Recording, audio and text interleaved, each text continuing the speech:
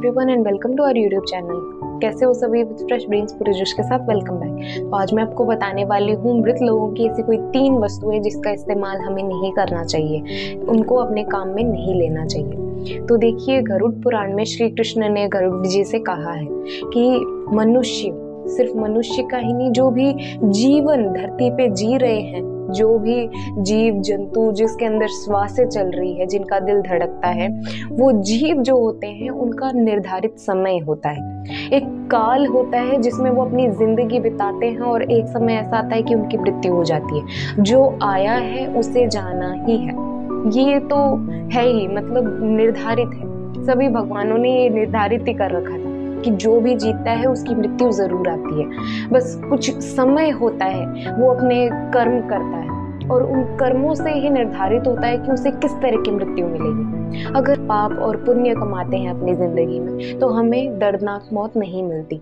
शांति से हमें मोक्ष की प्राप्ति हो जाती है, हम भगवान के रास्ते पे चल पड़ते हैं। पर अगर हम अपनी जिंदगी में पुण्य की जगह पाप ही पाप करते हैं, बहुत ज्यादा पाप करते हैं, तो वो पाप हमें इस तरीके से लेके जाता है ना कि हमारे देह को बहुत दर्दनाक तरह से हमें छोड़ना पड़ता है। मतलब जो आत्मा होती है वो एक देह को इतने ज्यादा गंदे तरीके से त्यागती है, बहुत ज्यादा दर्दनाक मौत मिलती है उन्हें।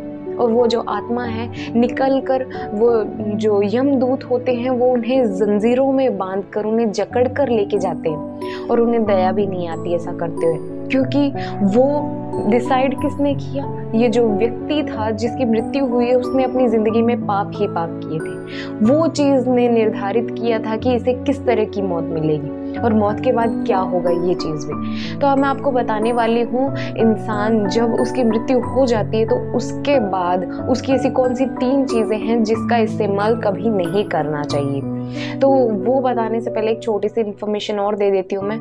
जो लोग मर जाते हैं, जिनकी मृत्यु हो जाती है, उन लोगों की तस्वीर अगर हम घर पे लगाते हैं फूल और मालाओं के साथ, तो नॉर्मली सभी लगाते हैं, ये चीज होती भी है, पर वो जो तस्वीर है उसके अंदर उनके चेहरे पे मुस्कान होनी चाहिए, ना कि गुस्सा या फिर उदासी, ऐसा कुछ भी नहीं होना चाहिए। उनके चेहरे पे जिस तरह के भाव होंगे ना, उसी तरह से अपना जीवन चलता है। ये मानने वाली चीज है, गरुड़ पुराण में लिखा हुआ है। उनके चेहरे पे अगर मुस्कान होगी तो अपना सभी काम जो है वो एकदम सही चलता रहेगा, घर का माहौल ठीक रहेगा। पर वहीं अगर उन पूर्वजों की या फिर जो भी मृत है अपने घर पे या फिर किसकी भी मृत्यु हुई है, उनका चेहरा तस्वीर में अगर मुरझाया हुआ होगा या फिर उदास होगा, गुस्से में होगा, उसी तरह का अपना घर का माहौल हो जाएगा, कोई भी काम ठीक तरह से नहीं होगा। ये चीज स्पष्ट लिखी हुई है गरुड़ पुराण में। दूसरी बात ये कि जो तस्वीर है वो हमें मंदिर में कभी नहीं रखनी चाहिए, उससे भगवान जो है, भगवान जी नाराज हो जाते हैं, उनका अपमान माना जाता है। अगर हम अपने पितर या फिर कोई भी मृत्यु परिवार में जिनकी मृत्यु हो गई, उनकी फोटो अगर मंदिर में रखते हैं तो वो बहुत गलत होता है। फोटो तस्वीर को हमें एक उत्तरी दीवार पे रखना चाहिए, जिससे उनका मुख जो है वो दक्षिण की ओर दिशा करता हो, मतलब दक्षिण की ओर दिखाई देता हो। उत्तरी दीवार पे हमें तस्वीर लगानी चाहिए उन मृत लोगों की, और माला तो फिर लगाते ही हैं। ये चीज थी, मेरे को बतानी थी आपको। और दूसरी चीज ये कि जिन लोगों की अकाल मृत्यु हो जाती है, उन लोगों को एक अलग योनि, माने प्रेत योनि में रखा जाता है। उनकी मुक्ति नहीं होती, उन्हें मोक्ष प्राप्ति नहीं होती।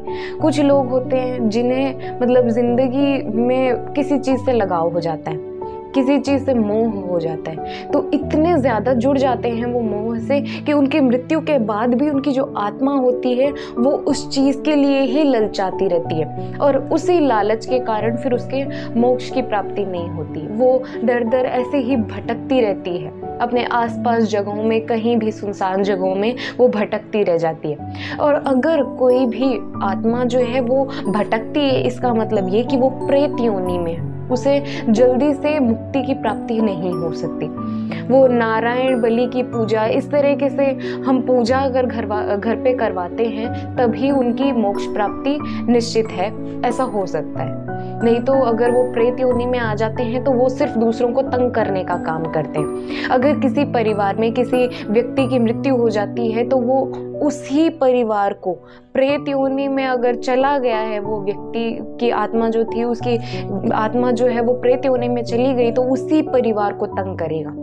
तो ये तो है मेन बात। अब मैं उन 3 बातों के बारे में बताना चाह रही हूँ आपको जो मृत लोगों की हमें इस्तेमाल नहीं करनी चाहिए।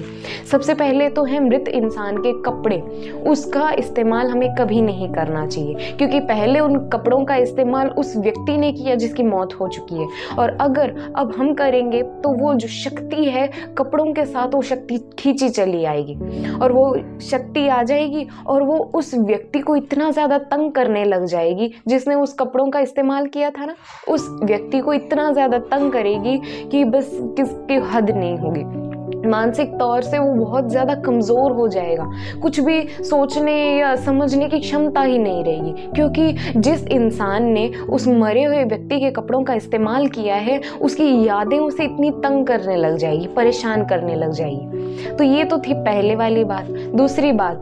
दूसरी बात ये कि हम जिन लोगों के, जो लोग हैं जिनकी मृत्यु हो चुकी है, उन लोगों के जो जेवर होते हैं, गहने होते हैं, इनका इस्तेमाल कभी नहीं करना चाहिए। जैसे हम अपने जीवन में सुंदर दिखने के लिए इन जेवरों का, ज्वेलरी जो होती है, इसका इस्तेमाल करते हैं, तो हम खुद इतने ज़्यादा ऐसे होते हैं कि वाओ मेरे इतने गहने, इतने खुशी से हम ऐसे सोचते हैं। तो मरने के बाद अगर वो जो व्यक्ति है वो उस योनि में है, माने प्रेत योनि में जा चुका है, तो वो तो अपने गहनों के लिए मोहित तो होगा ही, और मरने के बाद अगर हम वो जो व्यक्ति मरा है उसके गहने हम इस्तेमाल करते हैं उनका, तो वो जो शक्ति है वो अपने घर पे प्रवेश कर जाएगी, और घर पे प्रवेश करने के बाद और जो व्यक्ति उस सामान का, उस ज्वेलरी का, जेवरों का इस्तेमाल कर रहा है, उस पर बहुत ज़्यादा हावी परेशानियां टूट पड़ेगी।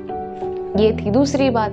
और तीसरा सामान ये कि तीसरा सामान जो मृत व्यक्ति है उसकी घड़ी का इस्तेमाल कभी नहीं करना चाहिए, क्योंकि वो जो घड़ी थी उसने उस मृत व्यक्ति की मृत्यु से पहले उसका समय निर्धारण किया था कि इस समय से इस समय तक तुम्हें ये काम करना है, ये तुम्हारा समय है, इस इतने बजे तुम्हें ये काम करना है। पर एक समय ऐसा आया कि उस व्यक्ति की मौत हो गई, उसका समय वहीं खत्म हो गया।